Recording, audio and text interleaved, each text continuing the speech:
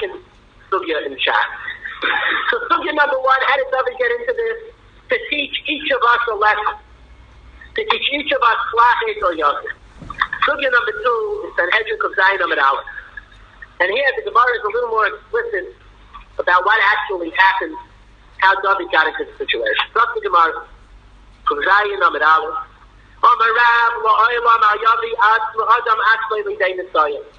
A person should never bring himself into a situation of misguidance.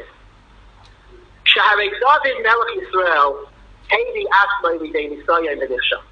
what happened to David here is that David brought himself with Nisayon, the Nichshal, and he failed. How did David bring himself with Nisayon?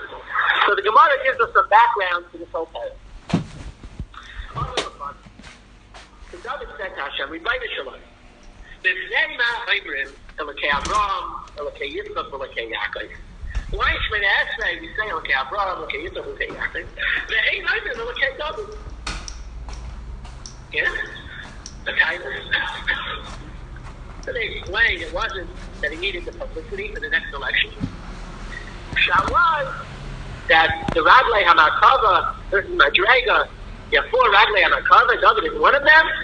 We say Mogen David. So the question is, why don't we say it in Shemay Esrei? So Omar, Inu Minsuli. So Rebbeinu told David, you're right, in a certain aspect you're as great as them. But in a certain aspect they're greater. Inu Minsuli. They were tested by me, before me. But you, David, you were never tested. So I'll never find them. Rebbeinu Shalom. So David says, Hashem, the difference is you gave them this Yainus and not me. If so, B'chaneini, V'nasseini. Possible. B'chaneini Hashem, V'nasseini. Hashem, test me. That was David's request.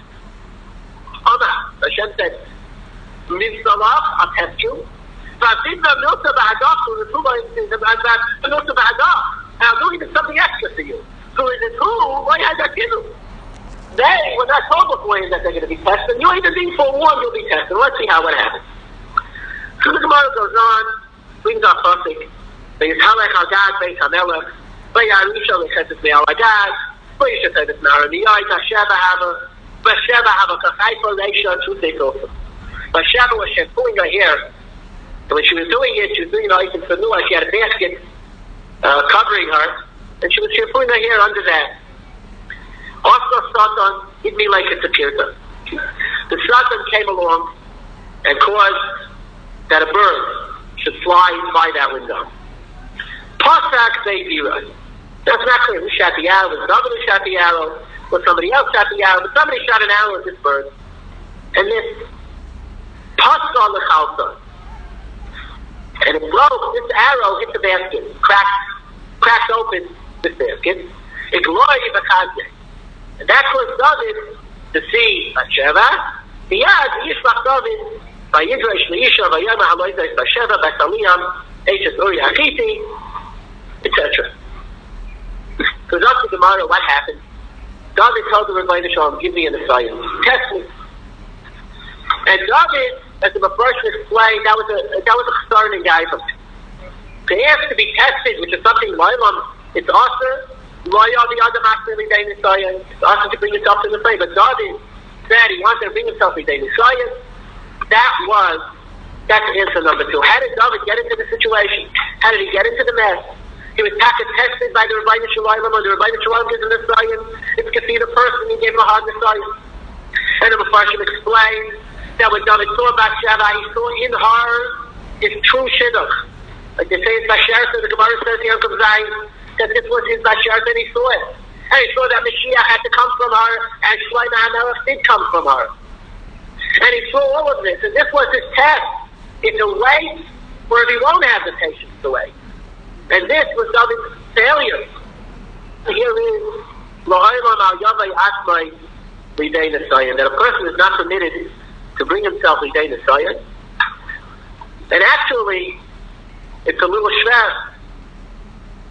Because really, if you think about David wasn't totally wrong. The Gemara says in Rabbi Dezari and Zayin Amid Beis that Rabbi Ryan said, let's go to a Makom Yisrael, Kihecha de Nichsayim and Yitzrayim. The Gemara says that they wanted to be Kaisa de Yitzhahara, so they went to a Makom Yisrael to subject the Yitzhahara.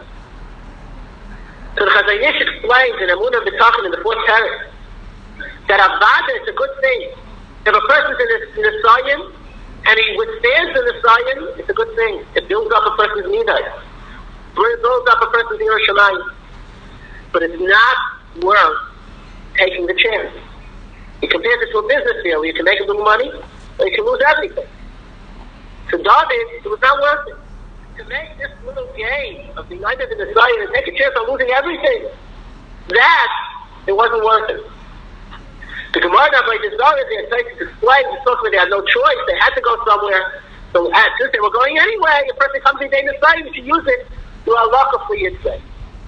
But not that in itself is a proper thing. So lesson number 2 that Chazal tell us from Ma'aseh Dovid and Sheva is Al Yavi Adam Asmai B'Dei Messiah. Don't bring yourself to situations of Messiah. If you know yourself that there are certain situations in your life where you have certain Nisyainai, stay away. Avoid those situations in the first place. Stay away from those situations that put you in the wrong direction. Yisroel Salanta once visited the house of a wealthy man, and this man was counting his money as wealthy men often do. And he had a package of money on the table, and Yisroel Salanta was talking to him. And somehow while they were talking, this man was called into the next room. And you're sitting there staring at a big bundle of cash. Avoid in the science. If you avoid in the science, so is lesson number 2 that we have to learn, to avoid nisyainais. I don't mean Dr. Big nisyainais that come up once in a lifetime, but we all have nisyainais, everyday nisyainais. I can say again, I think everybody has at home, every husband and wife have certain areas of friction in the house. Certain areas where, right, she bought another toy for the kids, right? Avoid, so you know certain areas are areas of friction at home, don't bring it up. Avoid it. If you know something's an area of friction, so try to avoid bringing up the issue at all. And that, it doesn't help anyway, but avoid the whole situation. Tell your wife, when you buy things, listen, buy whatever you buy, just don't tell me about it.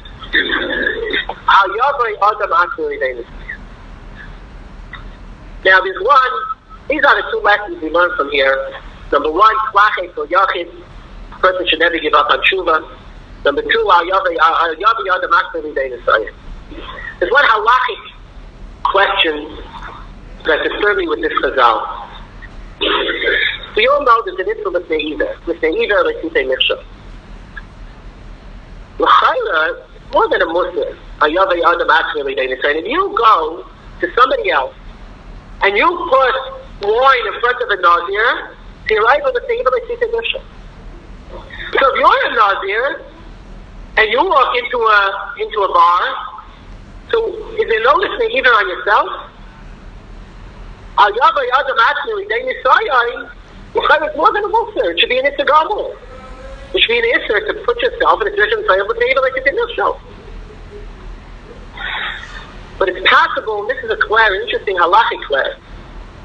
If not for this limud, just for the Issar of listening either, if there's an Issar listening either, where there's a plan for an ultimate gain, where a person puts himself a day Yisayah for an ultimate gain. There's a Shaila, and I know I personally had the Shaila in my teenage days when I used to go to camp. This is a halachic Shaila. When we put out that camera for the guy, why even say either like you can shot? Well, either putting the fellow in a situation where if they either he's going to steal it, it will cause him to steal it. He's stealing the separate instant. But our Chazon is an ultimate good to get back all the other Genevas, to be Mekai nations like them, to get him to stop stealing.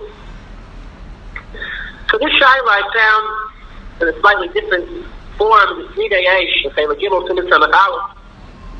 Somebody will ask, not in the case where there was Genevas, but somebody was hiring workers. And they have to be trustworthy workers. So he had a plan where as part of the interview, he would set the fellow up and it would be Michael. So Shlomo Zalman says it's awesome. So say even. You know it, you're Michael. But it doesn't matter. He thinks that he's fooling you and you think you're getting tzedakah. It's haMelech plus a chazir. You have to tell him, look, I know you're a taker, but here's a quarter anyway. But to do it any other way. That's what takes it.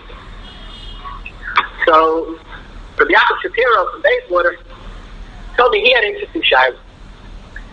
Somebody has a boss, a flyer yield. And this flyer yield sends him out sometimes to buy him lunch. I don't know exactly what the story is. Let's say sends him to a McDonald's. Get him a burger. So the Fulham yield wants to go, they're going to McDonald's, we'll go to one of the kosher burger places, and I'll get him a kosher burger. So everyone said he'll notice right away, right? I don't know. But they'll buy him a kosher one, they'll give him a kosher one, make him eat a cake from McDonald's, shine. He'll have Dr. McDonald's, he has to buy bread, to buy something, he'll buy something from the kosher place. So it's not plus, we'll say either. Because the fellow is getting it, thinks that he's getting trade. You're not getting something, he's a haMelech plus a chazir. Now this is illogical. You have a fellow ready to bite into something trade. And you could quickly pull a switch, put something kosher, instead of a trade, so say that's not the thing either. Are you talking? So it would seem, logically, that when somebody does with his either, and I can't prove this, but if someone is either for a ultimate good, the Holy Spirit needs to cause a michshol. But if you're not doing it to cause a michshol.